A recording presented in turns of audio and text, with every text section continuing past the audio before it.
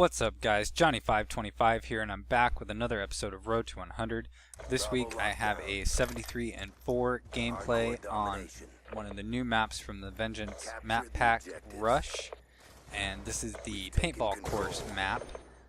This was my first time playing this map, and it turned out really well. I got a funny story to share with you. Right before I got into this lobby for this match, I was searching lobbies trying to get a map from the new map pack because I wanted to play them. I hadn't played them yet, only had the map pack for a couple days, and got in this lobby, and a guy checked the lobby leaderboard, and I hear him say something like oh, that dude's got 11,000 kills, which domination map specific, that's alright, but you know, there's guys, I've seen guys that have 23,000 kills in domination. But anyway, so I hear this, and my first thought is he talking about me? And then I hear him say, "Yo, if Johnny ain't on our team, back out." And his buddy's all, "What? Johnny ain't on our team, back out. Dude's a beast." Map selection was picked, and teams were decided, and I wasn't on their team. They did back out. It was pretty humorous. I got a nice little chuckle out of it. I was kind of bummed that I didn't have the audio on my PVR, or the chat on my PVR set. I generally don't have the audio playing through the external speakers on my TV. I don't come across a whole lot of humorous moments to do that. I do come across a few here and there, but that was definitely one time that I really wish I would have had it going. I would have shared that with you guys. And the best part about it was after that lobby died and I started searching for a new lobby and came across this one, I did go beast. 73-4 with 2 load-stars, back-to-back load-stars, K9s, and I was just shy of back-to-back swarm. For this video, I really wanted to get back to my core intention for the series, which was to give you guys some tips and tactics to help you succeed in Black Ops 2. In my first video, I talked about speed and what classes to run, and I stressed using a weapon that you were comfortable with, that you performed well with. And I've tried getting some other gameplays with some other weapons. I used to run with the PDW pretty hard, but since it got nerfed and they adjusted the kick on it, it just doesn't suit me as much. I'll still use it here and there for certain maps and game types depending on what I want to do, but for me the Peacekeeper really is just the best gun for me. And it's the most accurate. It's got the knockdown power that I look for. The only thing I really don't like about it is the bullet spread. There are times if I'm turning too fast, a guy can walk right through my line of fire. But for the most part, it is a great weapon for me to use. So I'm still trying to get other gameplays for you guys that showcase different weapons. I do apologize if you get bored staring at the Peacekeeper all the time. But I did change the camo for this one. I'm running with the Art of War camo.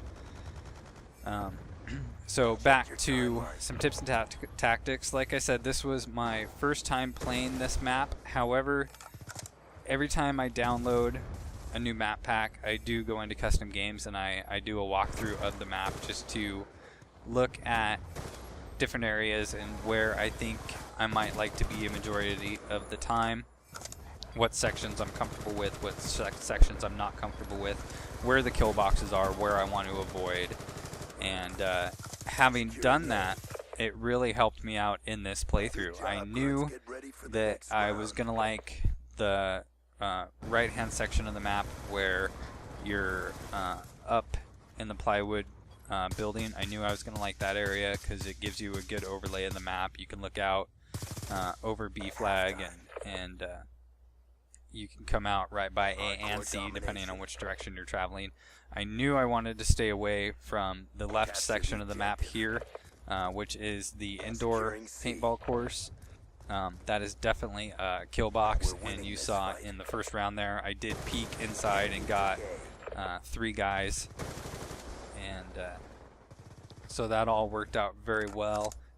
knowing a little bit about the map and where I called in my first lodestar there, right behind that Escalade, worked out well for me. It's off away.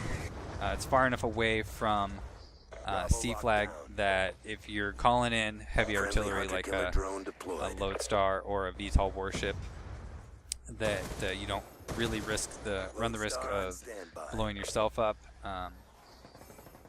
As you can see here, I like to hug the walls. I try to stay on the outside of the map as much as possible without traveling dead center. It's difficult to do when you're playing a objective-based game type. You know, you've got to play with your team. You've got to be a team member and capture B here and there. And I did go to B a couple times. Got a couple defends there. I may get a capture there. I don't remember if I did or not. But that's another thing that I can't stress is playing the game type. You know, a lot of guys just like to stick to team deathmatch and just go for kills.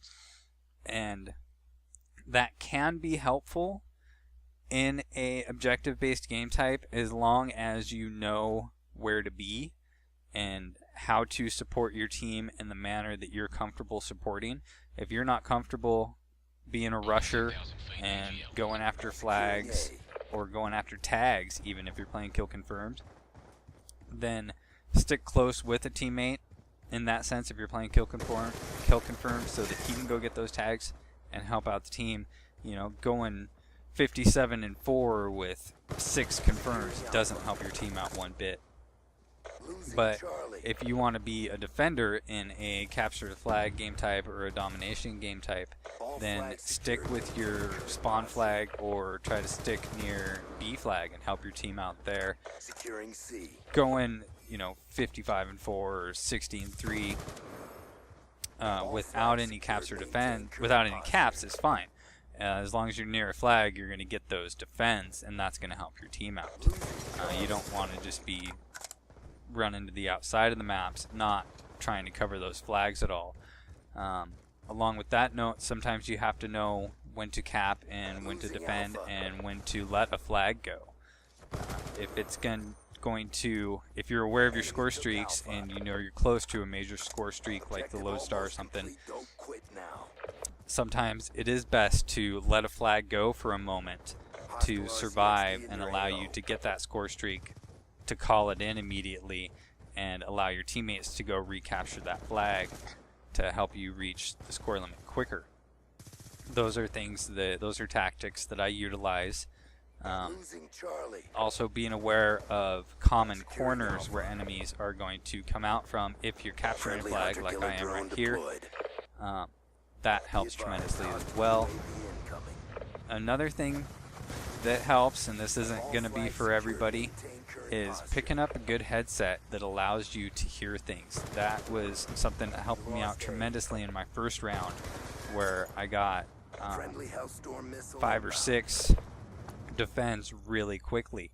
I caught 2 or 3 guys at the flag trying to take it, took them down, got the defend, started running away, and I wear Turtle Beaches with my headsets. I heard the gunfire to my right. I knew guys were going back at that flag again, so I turned the circle and caught those guys. Those are all things that can be very helpful. Like I said, Turtle Beaches or a good pair of headsets aren't going to be for everybody. They are expensive, but they do help. That's it for me today, guys. Don't forget to like us on Facebook and follow us on Twitter.